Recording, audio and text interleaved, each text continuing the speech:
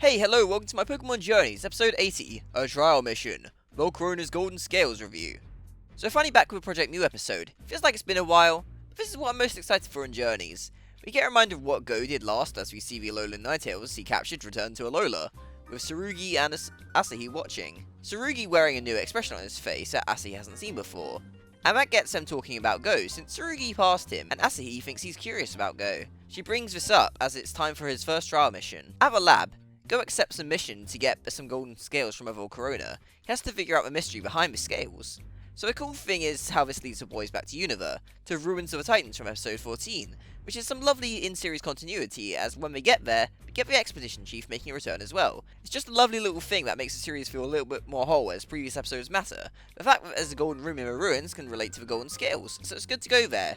And sadly there aren't actually any Volcarona around in this golden room as Pokemon hunters are chasing them off. Though there's still a mural that can give them a hint, which leads them to a nearby abandoned mining town. There's a fun little moment with them exploring a mine shaft where Go catches a Rock'n'Roller and Ferrothorn with the help of Inteleon and Cinderace. It's nice to see the fully evolved Gallistas in action, with Inteleon getting some particularly good action as he protects them from more Rock'n'Roller and snipes a lever to change the way a minecart's going. Gotta say, Inteleon was cute as Sobble. I don't like Drizzile, and now we're getting to see such a cool personality from it as an Inteleon. It's becoming a real favourite from this series for me. We meet an Indiana Jones looking guy as Go's getting his Ferrothorn, and I've got to say, you can immediately tell he's a Pokemon hunter, so it's just a matter of time as he pretends to be studying. Though I wonder if Ash telling him that they're from the Sakuragi lab will eventually lead to something more like an attack on the lab by the hunters. Of course, as they find what seem to be Lavester eggs, the hunter reveals himself and traps the boys. Some Lavester try their best to stop him, and he runs, and this causes a big old fire as the Lavester are pissed. It frees the boys, so Go takes over calming down the Lavester, while Ash stops the hunter running away with the eggs. So the boys give the eggs back, and Go saves the eggs as the flame almost hits them. Scaffolding is about to fall down on the Lavester, and a third one that was set up earlier comes in and saves the day. It's a shiny Lavester, and it evolves into a Volcarona, a golden colour, and it absorbs all the fire in the area. It starts to circle the boys and drops golden scales, which Go is able to collect, and honestly, this would be a really good ending point for this episode. However, this episode continues as the hunter and some of his goons show up ready to attack as the boys leave, which was a great moment of tension, as even Pikachu is pushed back. Now to be honest, I'm sure Ash could have won. After all, Pikachu jumped back to dodge and sort of fell into Ash's arms, but I'm glad that they let the next moment happen, as Asahi comes out of the dust, and Tsurugi jumps in too. They're both ready to take out the hunters, both very upset about what the hunters do. Out comes Tsurugi's Urshifu, and Asahi sends out a Rapid Strike form, and I gotta say, this was an absolutely awesome moment.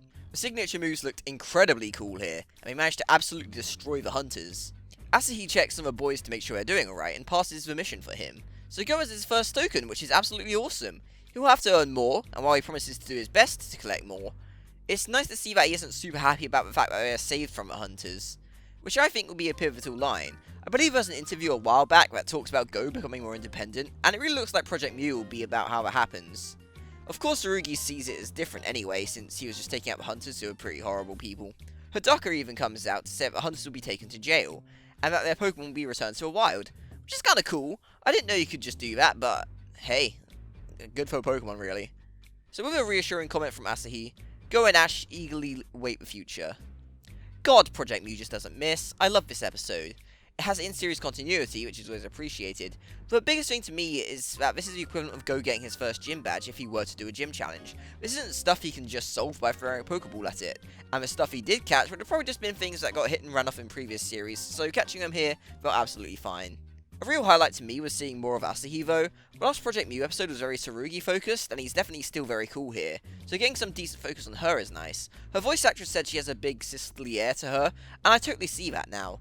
Jumping in to kick the hunter's ass when Go and Ash were threatened, being a more caring one and making sure they're okay, and even noticing stuff like how Tsurugi is acting different is a very nice way to show her off. And I guess to add to that, Urshifu's is still so very cool. Maybe not as impressive as Tsurugi's Urshifu bullying Regice last time, but still very good to see them like absolutely destroy hunters. I gotta say, this episode did make me think a lot about how Pokemon hunters could possibly end up being a bigger thing, especially in regards to Project Mew, as both Go-centric Project Mew episodes have had some focus on hunters, as Ninetales was taken from Alola to Sinnoh, hunters are messing with Volcarona showing up at ruins, Tsurugi seems to have a strong emotional reaction to the hunters, so is there more story there? And as mentioned, will hunters attack the lab since Ash told them where they're from? I might do a video on that, I don't know. So I just really enjoyed this episode a whole lot. Project Mu is such an interesting and cool idea, and probably the thing I'm most looking forward to seeing more of in Journeys. Is it better than the other Project Mu episodes? Probably not, but it doesn't really matter in the end since I had such a good time watching this. This is definitely the structure that Go needed for his goal, and it's really nice to see that expanded and just getting more of that. Fantastic. Leave the next episode now.